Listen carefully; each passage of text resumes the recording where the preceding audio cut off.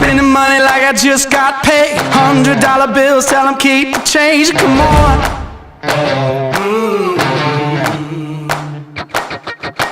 Pop a bottle, about to make it rain. Let me give you something now to celebrate. Come on. And if you're wondering why I move the way I do, I just feel so good, good, good. Oh, I just feel so good, good, good. Oh, I just feel so good, good, good. Oh, I just feel so good, good, good. Oh, I just feel so good.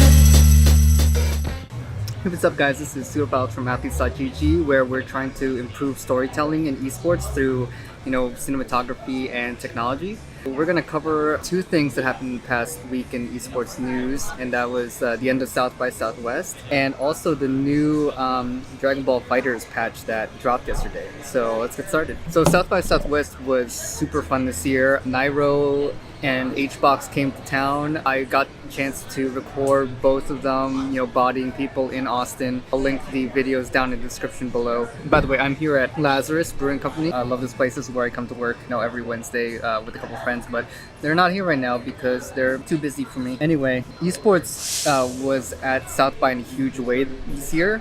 There were lots of panels and a lot of sessions discussing, the business side of esports. James Dean from ESL UK was here, and he talked about Weaver, which is a new initiative by ESL to kind of be the integration tech IP hub for esports, so that all these companies that are working on improving esports broadcasting or technology in some way or some fashion can all talk together and work together. So that sounds super cool. It sounds like that's going to be something that they're going to be rolling out later this year. And Hand from Super League Gaming, which is a league that just IPO'd. I didn't even realize there were esports leagues that were big enough to go through that kind of process. And she basically talked about their history, how the company came up, the impact the league has had on kids and families, like in a positive way. So that was super cool to hear. Naz Ale Taha, I'm sure I'm butchering that, her last name. Her and Brian Garfat from ESPN, a senior editor at ESPN, they talked about business development and creating partnerships in the esports scene and working with publishers. And you had Mark Dev and Constance Steinkühler from the University of California, Irvine, I think. Let me double check that. Their coffee is amazing. By the way, oat milk is definitely the way to go. University of California, Irvine. They're from the University of California, Irvine, where they're doing like a bunch of research in how esports. Oh my god. They talk about esports affects youth and how it's again like a good influence on them. It gives them an outlet to actually compete while getting good, positive, constructive criticism. The parents don't see their, hadn't seen their kids in such a competitive light before, because a lot of these kids don't really play traditional sports. They don't have that competitive fire in terms of physical activity. But it was cool to see that the parents realized that these kids had still had competitive urges, in esports. It was super cool. And then, another talk, there was like Shanduras and Trisha Sugita, and they talked about, building teams, building leagues, and, brand partnerships, and building all of that. So there was a ton of different angles for the esports industry and how it's growing this year and where it's headed. I recorded a ton of these panels, so I'll link all the playlist below, and also all the individual videos, all the individual sessions down below in the description, so you guys can check it out. The one thing that everyone agreed upon, though, when I talked to them after each session, was that storytelling in esports sucks right now. It's definitely not at the level of traditional sports. We got to get it there in order to get mainstream media, get mainstream appeal. Because if I talk about Mango and I talk about how he's a badass, he's got a bunch of tattoos. He's got 2-time Evo champion, even though he's all about beer and America and all that stuff.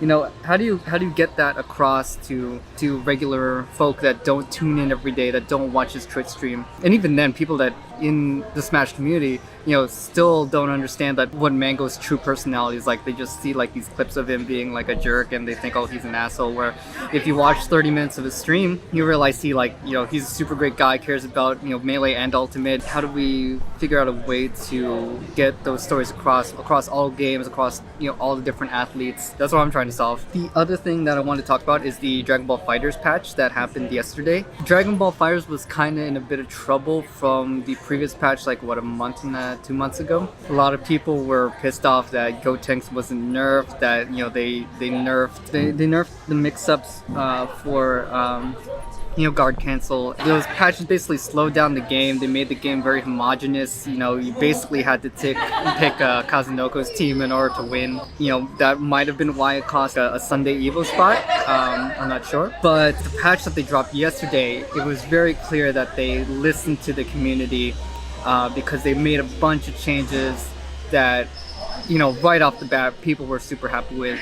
For example, some of the notable things that they changed was they removed, or rather they changed Gotenks mix-up so that his, you know, auto combo overhead mix-up, it now does like two mids instead, so he can't made him less important as a character, you know, less, you know, meta centralizing as a character. You know, Leffen is super happy because Android 21 has a sliding knockdown now, so Android 21 and Zamasu, they look like they're gonna be, it looks like at least they jumped up a bunch of tiers, so those character mains are super happy.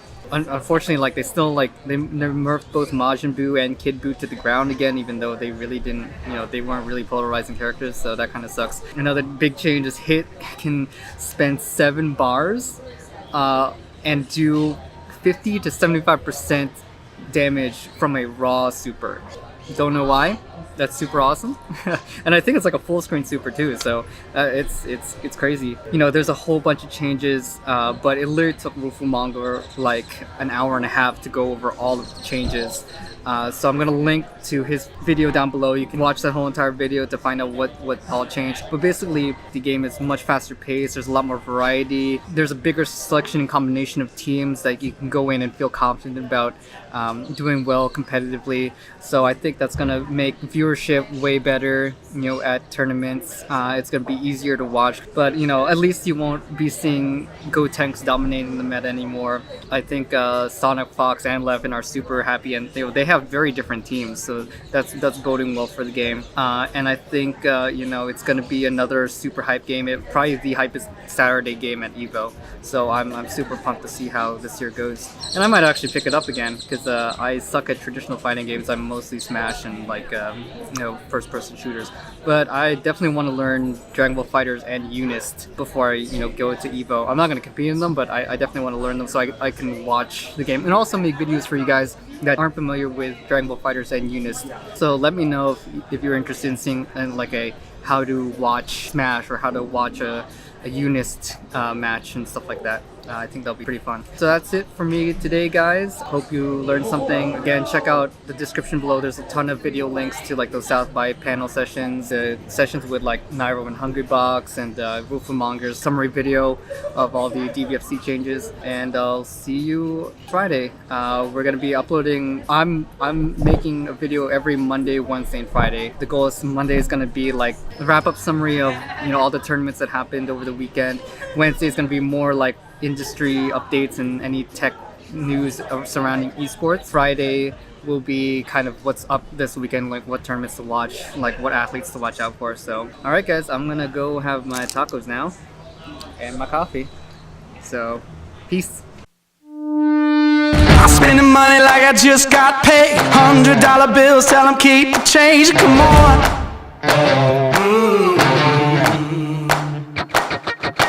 Pop a bottle, about to make it rain. Let me give you something now to celebrate. Come on.